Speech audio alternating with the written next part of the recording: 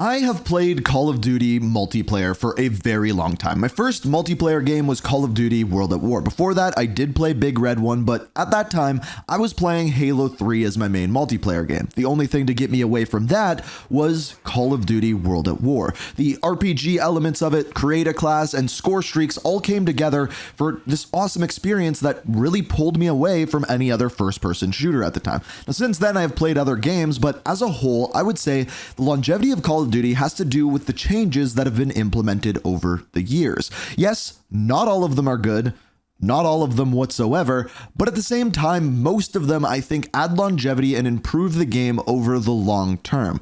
The question is though, after playing Call of Duty Black Ops 6 for just about a week right now, I finally have put together my initial impressions and my opinions on these various changes and things that have been updated with the most recent title, aka Black Ops 6. So without further ado, this is going to be my initial review, and keep in mind, some of this is willing to change with updates, with seasons, with things that happen throughout the year in this game, but for now, this is my first review of Call of Duty Black Ops 6's multiplayer.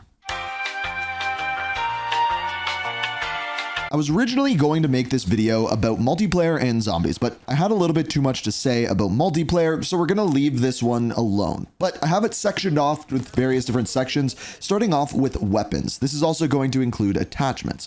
As far as the weapons in this game go, I find that, honestly, they are pretty good. I really enjoy the weapon sounds, and even more than that, each individual weapon seemingly has its own personality, whether that be a very accurate weapon like the Amy's, or whether that be a faster firing weapon like the KSV, or any of the other weapons in the game like the DM10 having the slow firing, hard hitting, but still feeling good at the same time. Most of the weapons in the game, I feel as though I can pick up and excel with them. There isn't too many weapons that I'm like, oh god, not that weapon. So all in all, the weapon balance as a whole has been pretty good. However, there is weapons like the AS Val, since they are unlocked at level 55, that a lot of people haven't got their chance to use very much, and when I did, it was absolutely incredible. I have a feeling as though more people prestige or maybe even stop prestiging and people stick to individual weapons, the balance as a whole for weapons is probably going to come further and further apart, but as of right now, it feels pretty decent.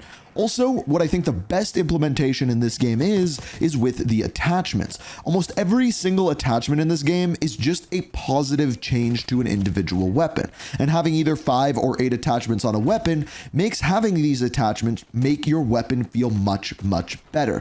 Now, unlike previous games like Modern Warfare 3, for example, there are less attachments, therefore making it so each attachment has a more meaningful change. Honestly, I still feel as though there could be less attachments in this game than there already are, but as a whole, each feels like it makes the weapon different in its own individual way, and once again changes that personality on those individual weapons just a little bit. In my opinion, guns and attachments are definitely a positive in this game. Loadouts. As far as loadouts go, I have to say, I think what they have done with the create a class in here is pretty good. However, I do think there are some issues with it. When it comes to creating a class, I think there is a little bit too much emphasis on the combat specialty. As far as combat specialty goes, these are basically bonus perks that you get for using 3 perks of the same color, which makes perk greed a very good wildcard and almost a staple on every single class that you use. However, this combat specialty, when you don't use it, you feel as though you are missing out, and the class that you are using almost has to have one of these specialties on it. Each of them are good in their own rights, but as a whole, I think it puts a little bit too much of a crutch. A solution that I could see to this is, for example, the recon specialty. There are really 2 things that it does. One, when you spawn in, it highlights enemies in red on your screen through walls. The other one is it gives you a HUD indicator when someone is looking at you outside of your field of view. So, 2 things that it does. So let's say instead of using 3 blue perks, I used 3 blue perks and a red perk.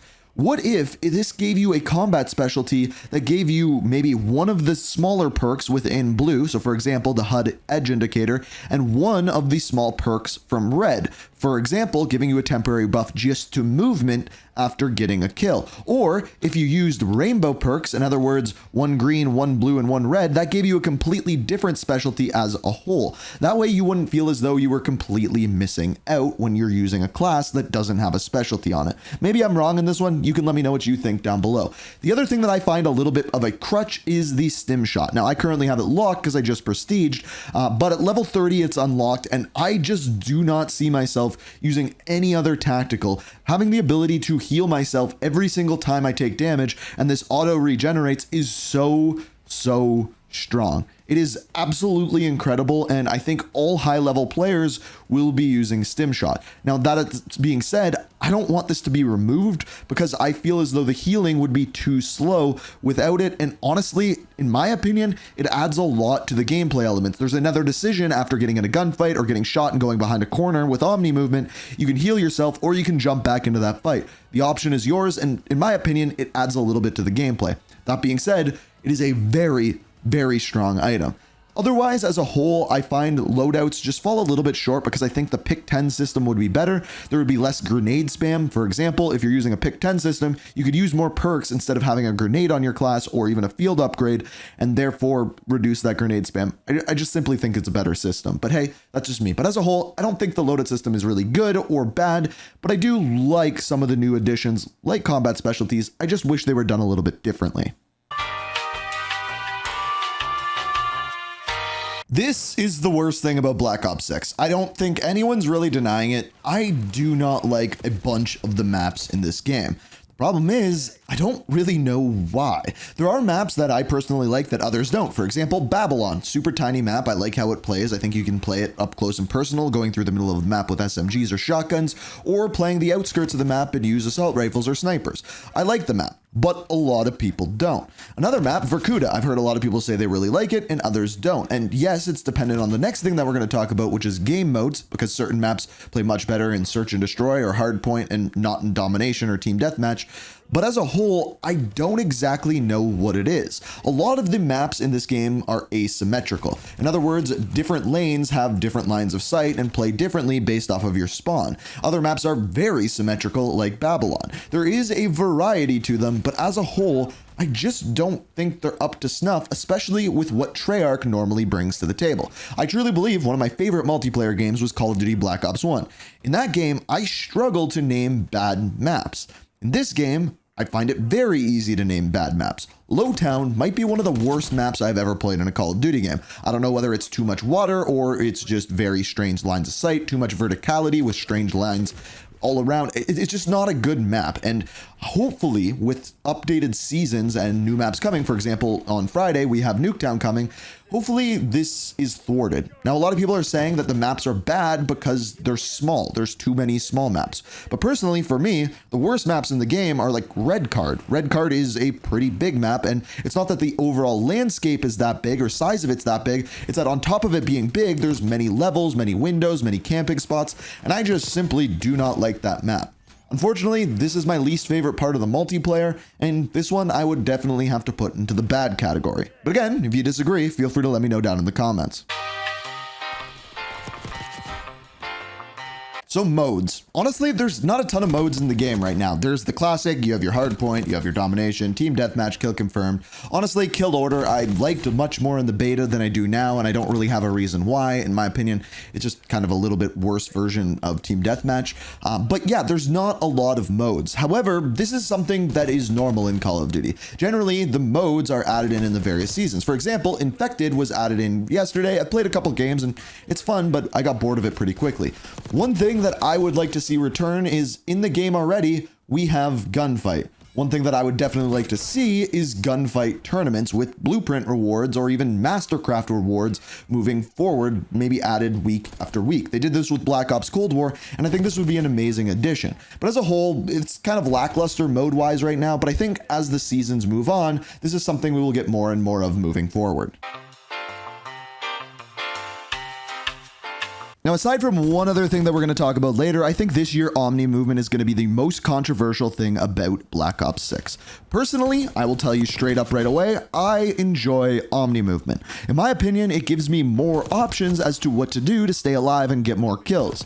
After I get in a gunfight, do I dive backwards behind a wall to try to get cover to heal, or do I slide towards my enemy and try to make them lose their aim assist, in other words, to kill them faster? There's many options you can do, and learning to what to do adds a bit of a curve to the game as a whole. Now, is that curve too big for some people? I don't know, but as a whole, from asking my community while I've been streaming, I've seen two responses. People either love it or simply just do not care about it whatsoever. They maybe turn it off or simply don't use it, or at least very little of the time use it, and don't care whether or not it is there. In my opinion, Omni Movement isn't something that would break the game. I thought at first it would be, with people slide canceling like crazy, diving all over the place and just being movement demons, but as a whole, I don't think there is really too many exploits even at the beginning, at least as of yet. Again, personally, I enjoy it, but this is definitely one of those things on this video today that I want to hear what you guys have to say down in the comments. Omni Movement, liking it, hating it, loving it, or just do not care whatsoever? Let me know down in the comments. So this is a touchy one, and it's going to be dependent on your internet provider, the router that you're using, and a bunch of other factors. But I think we have all experienced one thing while playing Black Ops 6, and that is a buttload of packet burst. Speaking of which, if you have and you want to represent, you can check out my merch link down in the description, where I actually have a Packet Burst t-shirt that you guys can check out. But aside from that, as far as the Packet Burst in this game goes, this is the one thing on this list where if it is not fixed, I do think it could kill Black Ops 6. This is something that can become increasingly frustrating, and they seemingly keep putting out updates for it, but for me, I'm using a hardwired connection, I have really good internet, and I'm still getting packet burst. And this is the only game that I play, Call of Duty that being, that actually happens. It's insane to me that this is still a thing that people are having problems with. And not to mention, I also have this problem when I'm playing solo zombies. I have this problem in multiplayer. This is a problem all around. Not to mention, this disconnection between you and the servers causes a bunch of problems when it comes to hit detection in game as well. Those times when you feel like you put a ton of bullets into someone and then they turn on you and put like 3 bullets in immediately and kill you, a lot of that is because of the connection. It is not because of skill-based damage input like people are saying. It is connection, and this could kill the game. As of right now, I have to put this in the bad column, even though I do have good games connectivity-wise. There is just far too many where this is just unbelievable to be in a AAA game. It needs to be fixed, and it needs to be addressed as soon as possible. So this is one that I don't think falls into a good or bad category. I think this falls into disappointing. And the reason why I say that is because, honestly, the score streaks in this game are pretty good. Every time I get one of them, it'll at least get me 1 kill. However, the thing is almost every single score streak in this game we have seen before. There's nothing new here, or nothing that's even really different than anything we saw last year with Modern Warfare 3. In fact, I can't even think of a single one as I go through this. I wanted to see things along the lines of dogs. I wanted to see things along the line of an Annihilator, aka a hand cannon, or maybe even a war machine, none of which exist in Call of Duty Black Ops 6, and is incredibly, in my mind, not bad or good, but rather just disappointing. And hey, maybe this is one of those things that each season they add some sort of new score streak, or 1 or 2, or I don't know, but this is something that I definitely would like to see improved, and it definitely could be. Did you really think I wasn't going to talk about it? So this is obviously on the bad list, and if you don't know what skill-based matchmaking is, if you've played games, you may have noticed that you do really well for a couple of games, and then you get thrown into the wolves and get to play against demons for a while. And then after that, it throws you back into some easier games. This is skill-based matchmaking, or as they're calling it lately, engagement-optimized matchmaking. In other words, an algorithm used to make you play the game longer. And here's the thing. If you are watching this video, skill-based matchmaking is not created for you. It's created for Judd, the father of 3 who works all day, comes home, and finally when the kids are in bed, he sits down with a beer and a couple of hours of spare time while his wife sits in the bathroom and does her toenails, that he can just relax and play some video games. Engagement optimized matchmaking is made for Judd. It is not made for you, it is not made for me, and it is not made for the top 10, 20% of players who play this game. But here's the thing, 80% is much bigger than 20%, and the majority of players who play Call of Duty, this benefits them greatly. As far as what I have seen from skill-based matchmaking in Black Ops 6, as a whole, I think it is actually worse when you are playing solo, which is super, super odd. Previously in Call of Duty games, generally, it would put you against bigger teams and more teams if you were playing in a group of people, making your games often harder. In this game, for some reason, I don't know if it's because I'm a good player and therefore it puts horrible players on my team against somewhat decent or even good players, but as a whole, playing solo in this game is very, very difficult because of that. And for a good Judd, if Judd just so happened to be a very good Call of Duty player and only has an hour of time in the evening, I could see this definitely deterring him from playing the game longer. Now, this is designed to make people play longer. It basically holds the carrot in front of you and says, well, if you had a couple bad games, your next one just might be that good game causing you to play longer. But here's the thing, with Black Ops 6, there is already so much in the game that can cause us to play longer. And that brings us to our last point.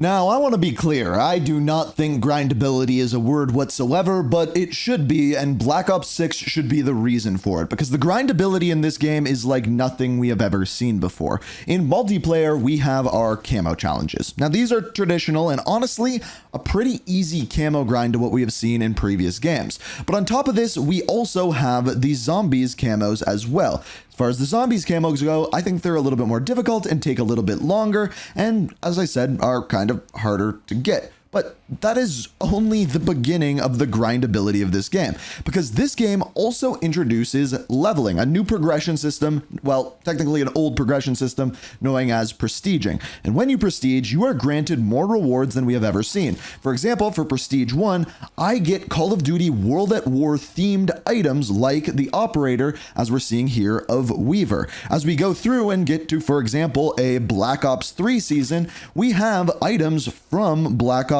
3, which is an awesome tip of the hat when you have a series that has been going on for that long. Now, on top of this, when you make it to Master Prestige, every 100 levels, you unlock new prestige icons. Again, just the beginning, because when we go back to our barracks here, we also have challenges, calling card challenges, a lot of calling card challenges, including Dark Ops calling card challenges. These are going to be in multiplayer, zombies, and Warzone, which of course is not out yet, as well as campaign as well, which I still have to dive into the Dark Ops for that. But on top of this, we have mastery badges. For each individual item, you can get a diamond mastery badge, whether that be an assault rifle, a launcher, and then on top of that, it shows you the amount of kills that you have gotten with this individual item. Or, for example, score streaks that you have done. On top of this, this is in zombies as well. The grindability of this game is out of control, and we are yet to be introduced to what they are doing with seasonal progression, because there's either like seasonal challenges or progression or something that is going to be coming with this as well. So what are my final thoughts on Call of Duty Black Ops 6? Well, it's pretty simple. I think this is one of, if not the best Call of Duty game we have gotten at least the last 5 years, if not longer. There are things that need to be added, like more modes. There are things that need to be fixed, like the maps. And there are things that I think could be made better, like a couple things in the loadouts. But the reason why I put them in this video is because I think there's a chance that a lot of these could get fixed or updated or changed. And because of that, it would end up being one of the best Call of Duty games of all time. And maybe you're saying I'm spreading the glaze on way too thick, but when Call of Duty does something good, I truly believe that it should be shown that they are doing something good. And this game is a perfect example of that. I can only see the game getting better, but we'll have to wait to see what microtransactions hold as a whole. But with the grindability, the fun gameplay mechanics, and a couple things that I do believe need to be fixed, and let's be honest, skill-based matchmaking is never getting changed, I have been having a ton of fun with this game. If I was ranking it, I would say as of right now, it's probably like a 7.8 to 8 out of 10, and with a couple of fixes could easily move up into 8.5, and with good support season after season, honestly, could be a 9 out of 10. But now that I've glazed Call of Duty harder than Dunkin' Donuts, this is what I thought. I want to hear what you think down in the donuts. Hit that like button if you enjoyed the video. Subscribe and turn notifications on to stay up to date. We got more story videos coming tomorrow. I know you guys have been really enjoying those. And then Nuketown on the weekend. So thanks for watching. I hope you enjoyed. Until next time, peace. We are reaching for the stars, but we're made